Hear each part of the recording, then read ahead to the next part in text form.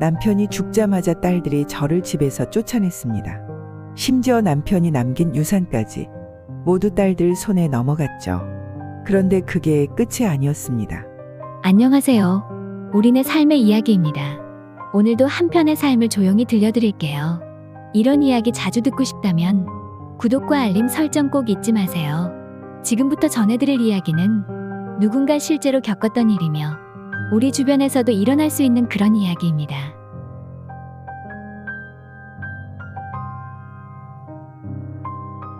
남편이 세상을 떠난 날, 나는 이 집안에서 한 발자국도 움직일 수 없었다. 따뜻했던 웃음소리, 늘 곁에 있던 낮은 숨소리마저 갑자기 사라진 공간은 너무도 낯설었다. 식탁 위에는 남편이 마지막으로 읽다만 신문이 놓여 있었고 소파 한켠에는 그가 쓰던 가벼운 외투가 그대로 걸쳐져 있었다. 나는 조심스럽게 손을 뻗어 그 외투를 만졌다. 손끝으로 느껴지는 부드러운 촉감이 여전히 그가 살아있는 듯 착각하게 만들었다. 그런데 현관문이 거칠게 열렸다. 깜짝 놀라 뒤를 돌아본 나는 검은 정장을 입은 두 딸을 마주했다. 그들의 표정에는 슬픔도 애도도 없었다. 오히려 조급한 냉정함만 가득했다. 엄마, 이제 그만 독립하셔야죠. 그래요. 아빠가 모든 재산을 우리 앞으로 남기셨거든요. 두 딸은 마치 오래 준비한 대사를 읊듯이 차분하고도 매정하게 말을 이어갔다. 작은 딸은 품속에서 봉투를 꺼냈다. 누런 서류 봉투 안에 담긴 것은 남편이 남긴 유언장이었다. 나는 떨리는 손으로 서류를 펼쳤다. 그리고 숨이 멎을 것 같은 충격을 받았다. 모든 재산은 딸들에게 상속한다. 아내에게는 자립지원금 1천만 원을 제공한다. 한 문장, 단 두 줄로 그것이 남편이 내게 남긴 전부였다. 30년을 함께한 부부였건만 그 끝은 참담하게 짧았다. 엄마, 서운해 할 필요 없어요. 그래도 1,000만 원이면 고아원 퇴소할 때 주는 돈보단 많잖아요. 아, 오죽하면 아빠가 이렇게 남겼겠어요. 엄마가 자립을 못했다는 거지 뭐. 그들의 말은 칼처럼 나를 베었다. 한 번, 두 번, 그리고 또다시 깊게. 나는 손에 쥔 유언장을 부여잡은 채 고개를 숙였다. 왜 이렇게 된 걸까? 남편은 가끔 물었다. 당신은 나 없으면 어떻게 살 거야? 나는 늘 웃으며 대답했다. 혼자 살 일은 없을 거라고, 우리는 100년을 함께 할 거라고. 그 말이 거짓말이 되어버린 순간이었다. 큰딸이 가방 하나를 끌고 들어왔다. 낡은 여행 가방이었다. 짐은 우리가 싸놨어요. 택시 불러드릴게요. 나는 아무 말도 할 수 없었다. 그저 작은 고갯짓 하나로 모든 것을 받아들일 수밖에 없었다. 30년을 살아온 이 집을, 30년을 함께한 사람의 모든 흔적을 단 하루 만에 버려야 했다. 집을 나서는 순간 차가운 바람이 얼굴을 때렸다. 딸들은 등 뒤에서 웃었다. 나는 마지막으로 고개를 돌려 한 번 딸들의 얼굴을 바라보았다. 그들은 웃고 있었다. 비웃음이었고 조소였고 멸시였다. 그 길로 나는 곧바로 반지하 방으로 향했다. 창문 하나 없는 좁은 방, 천장은 낮고 벽지는 얼룩졌고 바닥에서는 퀴퀴한 냄새가 올라왔다. 나는 가만히 앉아 텅 빈 천장을 바라보았다. 이게 내가 30년을 바쳐 얻은 삶의 끝이라니. 참담했다. 그리고 서글펐다. 나는 조용히 무릎을 끌어안았다. 작게, 아주 작게 흐느꼈다.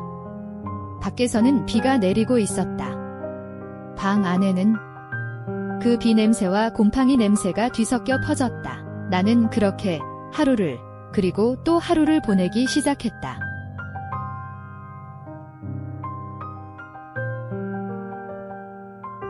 반지하의 습기찬 벽 앞에서 나는 굳은 몸을 겨우 일으켰다. 새벽의 어둠 속 초인종 소리가 망설임 없이 울렸다. 누가 찾아올 리 없을 텐데. 그런 생각이 스쳤지만 나는 천천히 문 앞으로 다가갔다. 문을 열자 등기 우편을 든 우체부가 서 있었다. 김세복 씨 맞으시죠? 등기입니다. 그 이름을 듣는 순간 심장이 얼어붙는 느낌이 들었다. 김세복. 남편의 이름이었다. 죽은 사람이 보낸 편지라니. 믿기 힘든 상황에 나는 손을 떨며 등기를 받았다. 문을 닫고 등기를 품에 안은 채 이 한참을 움직이지 못했다. 오래도록 서 있다가 조심스럽게 봉투를 열었다. 거기에는 남편의 글씨로 써 내려간 편지와 낯선 사람의 명함이 들어 있었다. 편지를 펼치는 순간 남편의 마지막 목소리가 귀에 들려오는 듯 했다. 여보, 이 편지를 읽는다면 나는 이미 세상에 없겠지. 너무 울지 마. 이 명함에 연락해. 그리고 절대로 딸들에게는 말하지 마. 짧은 문장 하나하나가 나를 산산조각냈다. 남편은 이미 모든 걸 알고 있었던 것이다. 나는 명함을 들여다보았다. 명함 속 이름은 최성민이었다. 그 밑에는 해외 번호가 적혀 있었다. 손이 떨렸다. 심장이 터질 것 같았다. 그러나 망설일 시간이 없었다. 나는 손에 힘을 주어 명함 속 번호로 전화를 걸었다. 신호음이 몇 번 울리고 낯선 남자의 목소리가 들려왔다. 여보세요. 혹시 김세복 형님, 형수님이신가요? 나는 떨리는 목소리로 조심스럽게 대답했다. 네, 맞습니다. 남편 편지를 받았어요. 기다리고 있었습니다. 내일 바로 한국으로 가겠습니다. 형수님, 조금만 버텨주세요. 나는 핸드폰을 움켜쥔 채 터질 듯한 가슴을 부여잡았다. 이제 모든 진실이 밝혀질 시간이었다.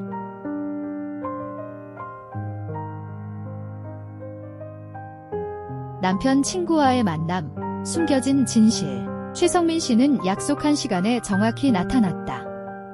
비행기에서 내린 지 얼마 되지 않은 듯 여전히 긴 여정의 피로가 얼굴에 묻어 있었다. 우리는 작은 카페 구석자리에 마주 앉았다. 그의 손에는 남편이 남긴 또 다른 서류 봉투가 들려 있었다. 숨이 막힐 것 같았다.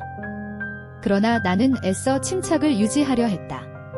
형수님, 형님이 살아계셨을 때 자주 하시던 말이 있습니다. 그는 조용히 말을 이었다. 내 아내는 나보다 착한 사람이다. 순간 가슴이 먹먹해졌다. 남편의 입에서 나왔을 그 말이 오랜 시간 버텨온 나를 한순간에 무너뜨릴 것만 같았다. 최성민 씨는 조심스럽게 봉투를 내밀었다. 나는 두 손으로 그것을 받았다. 봉투 안에는 영상이 담긴 USB와 몇 장의 문서가 들어 있었다. 그는 설명을 이어갔다. 형님은 두 따님이 유언장을 조작하려 한 사실을 이미 다 알고 계셨습니다. 나는 숨을 삼켰다. 뻔히 짐작했던 사실이었지만 그렇게 들으니 차가운 현실로 다가왔다. 그래서 준비하셨습니다. 영상 기록과 공증된 유언장. 나는 USB를 꽉 쥐었다. 마치 그 작은 조각에 남편이 담겨 있는 듯한 기분이었다. 최성민 씨는 또박또박 말을 이었다. 형수님, 지금부터는 절대 물러서지 마세요. 형님의 뜻을 반드시 지켜야 합니다. 나는 고개를 끄덕였다. 눈물은 나지 않았다. 오히려 등골을 타고 오르는 싸늘한 각오만이 선명했다. 이제부터 나는 남편의 마지막 부탁을 반드시 지켜낼 것이다.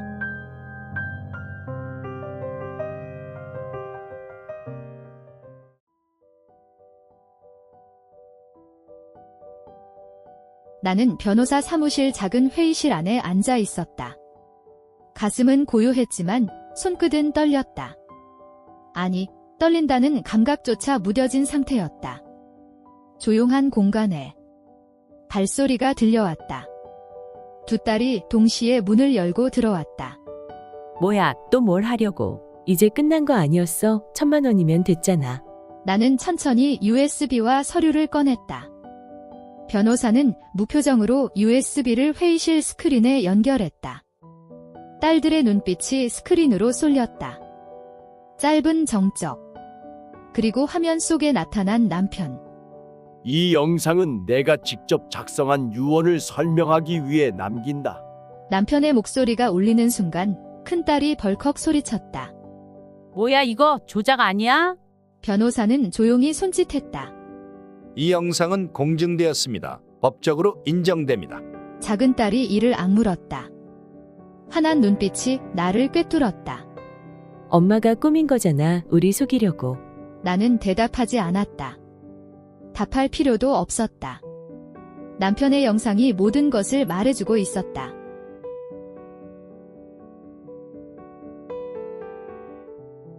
회의실 안은 점점 숨막히는 공기로 가득 찼다. 딸들의 얼굴은 경직되고 말끝은 점점 흔들렸다. 엄마, 우린 그냥 아빠가 잘못 이해하신 거야. 아빠가 치매 있었잖아. 우리 그런 거 몰랐잖아. 나는 조용히 고개를 저었다. 이 아이들은 자신들이 한 일을 끝까지 부정하려 했다. 그러나 모든 증거는 그들의 거짓말을 드러냈다. 고인이 남긴 진단서도 있습니다. 정신은 온전하셨습니다. 작은 딸의 입술이 파르르 떨렸다.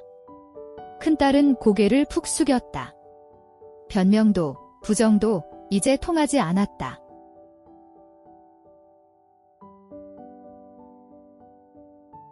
변호사가 조용히 서류 한 장을 내밀었다.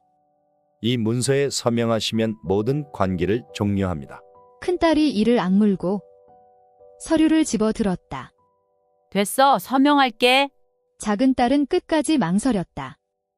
그러나 결국 서명했다. 두 딸이 서명하는 모습을 나는 담담히 지켜보았다. 30년을 키운 딸들이었지만 지금 이 순간 나는 그들을 완전히 내려놓았다. 변호사는 서류를 정리했다. 자립지원금 1천만 원, 그것으로 모든 인연은 끊어졌다.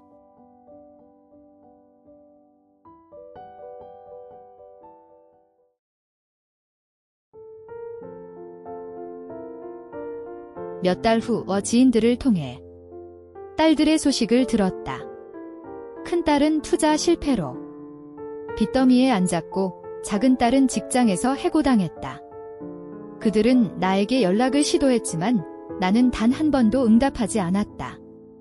사람은 쉽게 변하지 않는다. 특히 욕심으로 흐려진 사람들은. 나는 남편과 약속한 대로 뒤돌아보지 않았다.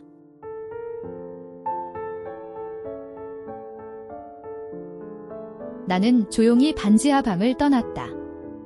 햇살 드는 작은 아파트로 이사했다. 혼자였지만 숨 쉬는 공간에서 나는 처음으로 안심할 수 있었다. 남편이 남긴 재산 덕분에 나는 더 이상 생활비를 걱정할 필요가 없었다. 나는 작은 정원을 가꿨다. 하루에 한 번은 햇살을 맞으며 남편을 떠올렸다. 그냥 행복해. 그거면 돼. 남편의 목소리가 바람에 실려오는 것 같았다.